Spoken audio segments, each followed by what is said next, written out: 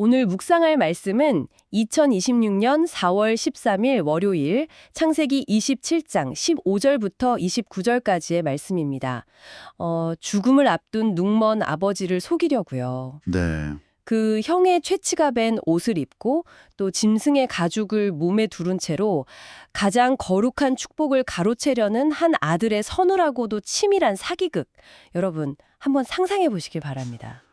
정말 오늘 본문은 읽을 때마다 참 마음이 무거워지는 그런 현장이죠. 맞습니다. 이게 사실 단순히 고대 사회의 어떤 유산 상속을 둘러싼 가족 간의 암투 이런 게 아니거든요. 그렇죠. 단순한 가족 드라마가 아니죠. 네, 인간의 가장 날 것 그대로의 욕망 그리고 기만. 무엇보다 그 모든 결함에도 불구하고 멈추지 않고 흘러가는 하나님의 주권적 섭리가 정면으로 충돌하는 아주 묵직한 본문입니다. 네, 이 기록이 우리에게 던지는 핵심 메시지는 아주 분명합니다. 그 축복을 향한 인간의 조급함, 또 영적인 맹목성이 어떻게 거룩한 언약을 훼손하려고 했는지. 영적인 맹목성. 네.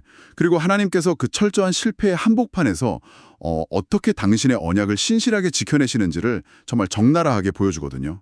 사실 고대 근동사회에서 족장의 임종 직전 축복이라는 게 그냥 우리가 아는 단순한 덕담이나 유언장이 아니잖아요. 전혀 아니죠. 법적 구속력을 지니는 거고요. 네. 하나님의 언약을 다음 세대로 계승하는 그 절대적인 영적 권위의 이양이었습니다. 그렇기 때문에 이 서사가 더 막 숨막히는 긴장감을 자아내는 것 같습니다. 본문의 흐름을 좀 명확하게 따라가기 위해서 이 사건의 전개 과정을 저희가 한 5가지 뚜렷한 국면으로 나누어 짚어보면 좋겠는데요. 네, 좋은 접근이네요. 그 첫 번째 국면은 이제 리브가와 야곱이 공모를 해서 물리적인 위장수를 준비하는 아주 치밀한 세팅의 과정입니다. 치밀했죠, 정말. 그리고 두 번째는 그렇게 변장을 마친 야곱이 아버지 이삭 앞에 딱 서서 맹렬한 의심을 마주하게 되는 초기 대면의 순간입니다. 맞습니다. 이어서 세 번째 국면은요. 청각과 촉각, 이 두 감각이 정면으로 부딪히면서 갈등하는 그 심리전의 절정을 보여주고요. 그 장면 정말 긴장되죠. 그리고 네 번째 국면은 이삭이 야곱에게 입을 맞추면서 옷의 향취를 통해 최종적으로 후각적 검증을 마치는 그 결정적인 오판의 순간입니다. 네, 그리고 마지막 5번째 국면, 되돌릴 수 없는 하나님의 거대한 언약적 축복이 결국 거짓말쟁이 아들 위에 장엄하게 성과되는 역설적인 전론으로 이어집니다. 네, 이 흐름을 머릿속에 그리시면서 오늘 묵상을 따라오시면 참 좋겠습니다. 네, 그럼 첫 번째 묵상 포인트로 들어가 볼까요? 그 리브가와 야곱이 벌인 이 위장술의 디테일, 그리고 그 이면에 숨겨진 심리를 저희가 면밀히 해부해 볼 필요가 있습니다. 네. 리브가가 에서의 축복을 가로채기 위해서 가장 먼저 야곱한테 가져오라고 지시한 게 있어요. 바로 새끼 염소 2마리였습니다. 네, 염소였죠. 근데 여기서 좀 의문이 들 수밖에 없거든요. 들판을 누비면서 사냥하는 에서의 그 들고기를 어떻게 집에서 기르는 가축으로 대체할 수 있었을까? 그렇죠. 고기 맛이 완전히 다를 텐데요. 그러니까요. 근데 당시의 식문화나 재료 특성을 보면요. 그 질기고 강한 향이 나는 야상 고기 식감을 가장 완벽하게 모방할 수 있는 게 바로 연하고 잡내가 적은 새끼 염소 고기였다고 합니다. 그렇군요. 거기다가 리브가는 남편 이삭하고 평생을 함께한 아내잖아요. 그렇죠. 그러니까 이삭의 미각을 완벽하게 통제할 수 있는 향신료 배합, 요리법, 이걸 완전히 꿰뚫고 있었던 겁니다. 남편의 입맛을 완벽히 아는 아내. 네, 영적인 통찰력 대신에 늙어서 육신의 감각에만 의존하게 된 이삭의 약점을 리브가가 아주 정확하게 파고든 거죠. 참 씁쓸하면서도 무서운 디테일이네요.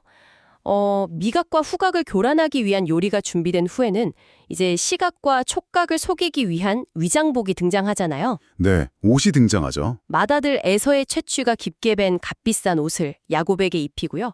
그 남은 염소 새끼의 가죽을 아주 매끈한 야곱의 손 그리고 목에 덧대어줍니다. 진짜 아버지를 완벽하게 속이기 위해서 시각, 후각, 미각, 촉각까지 모든 감각을 위조하는 이 철저함이 참으로 놀랍기도 하고 두렵게도 다가옵니다. 네, 하지만 옷차림이나 냄새 또 피부의 촉감은 조작할 수 있다고 쳐도요. 결코 위조할 수 없는 아주 본질적인 한계가 하나 남아 있습니다. 목소리죠. 맞습니다. 바로 목소리입니다. 이 치명적인 허점을 안고 야곱이 아버지 이삭의 침상 앞에 딱 섰을 때 이 위장술은 단순한 속임수를 넘어서서 정말 숨막히는 심리적 충돌로 변모하게 됩니다. 네, 이 부분이 두 번째 묵상 포인트입니다. 바로 감각의 충돌과 맹목적인 확증 편향.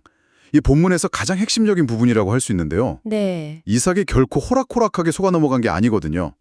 야곱이 다가오자마자 이삭은 즉각적으로 시간의 모순을 감지합니다. 아, 시간이 너무 짧았다. 그렇죠.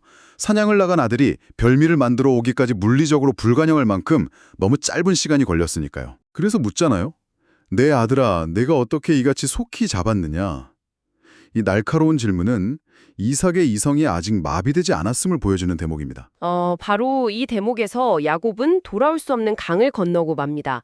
그 질문을 받고 자신의 거짓을 방어하기 위해서 아버지의 하나님 여호와께서 나로 순조롭게 만나게 하셨음이니이다. 이렇게 대답을 하거든요. 정말 끔찍한 대답이죠. 네. 저는 본문을 읽으면서 이 지점에서 굉장히 깊은 절망감을 느낍니다. 자신의 조급함 그리고 탐욕을 숨기기 위해서 감히 하나님의 이름을 망령되게 일컬은 거잖아요. 네, 신앙의 언어로 거짓을 포장한 겁니다. 맞아요. 목적이 수단을 결코 정당화할 수 없는데도 불구하고 야곱은 축복을 얻겠다는 그 목적에 눈이 멀어서 수단을 철저히 타락시켜버렸습니다. 야곱의 이 대답이요. 사실 훗날 그가 겪게 될 길고 고통스러운 연단의 이유를 정확하게 설명해 줍니다. 연단의 이유요? 네. 스스로 하나님의 뜻을 앞당기려고 했던 이 불경건한 합리화. 이게 당시 영적으로 깊이 병들어 있던 야곱의 현주소를 증명하는 거거든요. 그렇군요. 흥미로운 건 이삭이 야곱의 이 경건한 대답에도 의심을 완전히 거두질 못합니다. 맞아요. 오히려 가까이 와보라고 명령을 하죠. 네, 여기서 이제 인간이 진실을 판별하는 감각기관들의 아주 모순된 대결이 벌어집니다. 그 이삭이 야곱의 손과 목을 만지면서 뱉은 독백 있잖아요. 음성은 야곱의 음성이나 손은 에서의 손이로다. 네, 이 구절은 그가 얼마나 깊은 인지 부조화에 빠져 있었는지를 잘 보여주는 것 같아요. 목소리는 가장 고유하고 절대 조작이 불가능한 청각적 진실을 막 외치고 있는데 어째서 이삭은 동물의 죽은 가죽에 불과한 그 촉각이라는 거짓을 설득하고 만 것일까요? 이게 심리학적으로 보면요.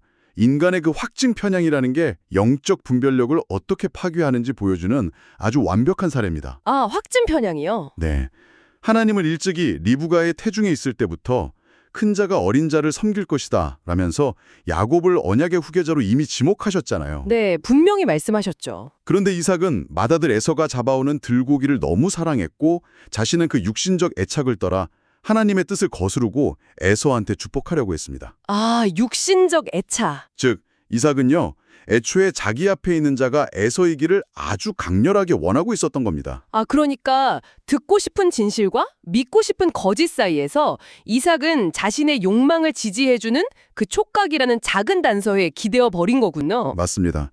이성의 경고를 완전히 묵살해버린 거죠. 와, 인간이 자신이 원하는 결론을 딱 정해놓으면요. 눈앞에 진실이 소리치고 있어도 기어코 가짜 증거를 붙잡아서 스스로를 기만하게 된다는 참 뼈아픈 진리가 담겨 있습니다. 정말 무서운 일입니다. 이 팽팽한 긴장감 속에서 이삭이 마지막 직구를 날리잖아요. 네. 네가 참 내 아들 에서냐? 아, 진짜가 맞는지 최종 확인을 하는 질문인데요. 여기에 대한 본문 속 야곱의 대답이 참 매우 짧고 단호합니다. 그러하니이다. 네, 접니다. 단 한마디죠. 이 극도로 절제된 대답 이면에는 발각될지 모른다는 야곱의 엄청난 공포가 응축되어 있는 것 같아요. 그렇죠. 숨결이 닿을 거리에서 아버지가 자신을 막 더듬고 있는 상황이잖아요. 맞아요. 말을 길게 이어나갈수록 자신의 진짜 목소리가 탄로날 위험은 기하급수적으로 커지니까요. 아버지를 기망하고 있다는 죄책감, 그리고 여기서 들키면 모든 것을 잃을 수 있다는 극도의 두려움 속에서 야곱은 그 짧은 대답 하나로 위기를 모면하고 끝내 거짓을 관철시킵니다. 네, 그리고 이어진 이삭의 축복 선포. 이게 바로 이 본문의 세 번째 묵상 포인트이자 우리에게 가장 거대한 신학적 딜레마를 안겨주는 부분입니다. 네, 이 축복의 내용을 자세히 볼 필요가 있습니다. 네, 이삭이 에서의 채취가 밴 옷의 냄새를 맡고 쏟아낸 축복의 내용을 보면요. 하늘의 이슬과 땅의 기름짐. 이건 척박한 고대 근동에서 생존과 엄청난 번영을 보장하는 농경의 극치를 의미하잖아요. 엄청난 축복이죠. 그리고 만민과 형제들을 다스린다. 이것은 현실적인 통치권의 부여고요. 그리고 가장 결정적으로 너를 저주하는 자는 저주를 받고 너를 축복하는 자는 복을 받으리라. 이 선언이 등장합니다. 그 마지막 구절이야말로 창세기 12장에서 하나님이 아브라함과 맺으셨던 그 거룩한 언약의 핵심 조항이잖아요. 아브라함의 언약. 네. 하나님께서 아브라함을 열방의 축복의 통로로 부르시며 주셨던 영적 권위, 그리고 그 구속사의 계승권이 지금 이삭의 입술을 통해서 야곱에게 온전히 전가되고 있는 겁니다. 사실 저는 여기서 묵상의 발걸음을 잠시 멈추고 아주 깊은 의문에 직면하게 됩니다. 어떤 의문이시죠? 오늘의 본문이 너무나도 불편하고 부조리해 보여거든요. 부조리해 보인다. 네, 형의 옷을 훔치고 염소털로 변장하고 심지어 하나님이 순조롭게 만나게 하셨다면서 신성모독에 가까운 거짓말까지 동원한 정말 최악의 범죄 현장이잖아요. 그렇죠. 사기극이죠. 이렇게 가장 거룩한 하나님의 아브라함 언약이 선포되고 또 유효할 수 있는 겁니까? 하나님은 거룩하신 분인데 마치 이 사기꾼의 기만술에 동참하시거나 끌려가시는 것처럼 보이기까지 하거든요. 여러분도 아마 같은 의문을 가지셨을 텐데요. 그 불편함이야말로 본문이 의도하는 정확한 신학적 교훈입니다. 의도된 거군요. 네, 결론부터 말씀드리자면 하나님은 결코 인간의 악에 동참하지 않으십니다. 그리고 야곱이 축복을 받은 것은 결코 그들의 거짓말이 정당했기 때문이 아니에요. 네. 오히려 이 상황은 하나님의 언약은 인간의 행위나 도덕적 완전함에 좌우되지 않는다라는 은혜의 본질을 아주 극명하게 드러냅니다. 은혜의 본질이요? 이 본문에 등장하는 인간들 한번 보십시오. 리브가와 야곱은 하나님의 약속을 믿긴 했지만 하나님의 때를 기다리지 못하고 불안감에 휩싸여서 자기들의 속임수로 언약을 성취하려고 했잖아요. 그렇죠. 조급했죠. 반면에 이삭은 어땠습니까? 하나님의 명백한 뜻을 알고 있었음에도 불구하고 자신의 식욕 그리고 편애에 갇혀서 하나님의 계획을 전복시키려고 했습니다. 네. 모두가 철저하게 자신의 육신적 본성 그리고 결함에 빠져서 실패하고 있는 현장이라는 겁니다. 그러니까 모두가 실패했지만 하나님의 뜻만은 정확하게 성취되었다는 뜻이군요. 정확합니다. 이삭은 하나님의 뜻을 꺾으려 했으나 실패했고 야곱과 리브가는 거짓으로 하나님의 도우심을 흉내냈을 뿐이다. 네, 인간의 치밀한 방해, 또 추악한 결함투성이의 역학 속에서도요. 하나님은 그 모든 혼란을 뚫고 지나가시며 주권적으로 당신의 언약을 이루어내십니다. 아멘. 축국이 야곱에게 흘러간 것은 야곱의 교활한 위장술이 뛰어났기 때문이 절대 아니에요. 이미 창세 전부터 야곱을 선택하신 하나님의 신실하심이 멈추지 않았기 때문입니다. 참 놀랍습니다. 역설적이게도 인간의 이토록 어리석은 모습은 하나님의 은혜가 얼마나 일방적이고 주권적인지를 가장 압도적으로 증명하는 배경이 되는 셈이죠. 결국 우리의 연약함이나 우리의 실수, 심지어 우리의 기만조차도 하나님의 거대한 구속사를 멈출 수 없다는 그 깊은 위로를 얻게 됩니다. 네, 정말 큰 위로죠. 그러나 한편으로는 이 사건이 남긴 지독한 상흔, 즉 그 속임수의 결과에 대해서도 저희가 간과해서는 안 될 것 같아요. 맞습니다. 아주 중요한 포인트입니다. 오늘 본문에 드러난 이 거짓말의 도구들이 훗날 야곱의 삶에 어떤 형태로 되돌아오는지 성경은 아주 선명하게 보여주고 있지 않습니까? 네, 참으로 두려운 영적 원리죠. 하나님은 당신의 은혜로 언약을 이루시지만 인간이 지은 죄와 속임수에 대해서는 아주 철저한 연단과 징계의 과정을 거치게 하십니다. 네. 오늘 야곱은 눈먼 아버지를 속이기 위해서 죽은 염소의 가족, 그리고 마다들의 옷을 사용했잖아요. 염소 가죽과 형의 옷이었죠. 그런데 수십 년의 세월이 흐른 뒤에 어떤 일이 벌어집니까? 야곱의 아들들이 자신들이 질투하던 동생 요셉을 노예로 팔아버립니다. 그리고 요셉의 그 채색 옷에 염소의 피를 묻혀서 아버지 야곱에게 가져가죠. 짐승에게 찢겨 죽은 것 같다고 철저하게 그를 기만합니다. 와, 젊은 날 자신이 심었던 기만의 씨앗, 그 염소 가죽과 변장한 옷이 훗날 염소의 피와 찢겨진 옷이 되어서 자신에게 정확히 돌아온 거군요. 네, 자신이 아버지를 속였던 방식 그대로 자식들에게 속아 넘어가면서 야곱은 평생을 피눈물 흘리는 뼈아픈 대가를 치러야 했습니다. 우리의 목적이 아무리 선하고 심지어 그것이 하나님의 뜻이라고 할지라도요. 그것을 이루어가는 방식과 수단 속에서 인간의 교만이나 속임수가 개입될 때 반드시 그 대가를 마주하게 된다는 사실 가슴 깊이 새기게 됩니다. 네, 오늘 본문은 결국 우리 자신의 영적 현주소를 묻고 있습니다. 우리는 이삭처럼 영적인 눈이 어두워져서 하나님의 뜻보다 나의 취향과 편향된 고집으로 현실을 왜곡하고 있지는 않습니까? 혹은 리브가와 야곡처럼 약속의 성취를 조급하게 앞당기기 위해 거짓과 편법을 동원하고 또 그것을 하나님의 이름으로 경건하게 포장하고 있지는 않습니까? 과정 속에서도 하나님을 온전히 신뢰하며 잠잠히 인내하는 믿음, 그리고 인간의 끝없는 실패 속에서도 자신의 언약을 기어코 이루어내시는 하나님의 주권에 대한 깊은 경외감이 오늘 우리에게 절실히 필요함을 배웁니다. 네, 오늘 묵상을 마무리하며 함께 기도하겠습니다.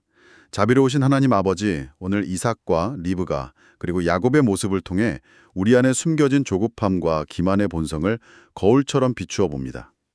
하나님의 약속을 믿는다 하면서도 내 지혜와 속임수로 결과를 통제하려 했던 교만함을 회개합니다. 또한 나의 영적인 눈이 어두워져 주님의 명백한 뜻보다 나의 욕망과 편애를 앞세우려 했던 순간들을 용서하여 주시옵소서.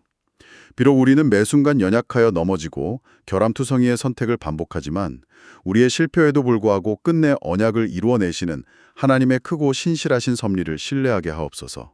오늘 하루의 삶 속에서 거짓된 염소 가죽을 덧입지 않게 하시고 정직하고 인내하는 마음으로 주님의 때를 기다리는 믿음을 허락하여 주시옵소서. 예수님의 이름으로 기도합니다. 아멘.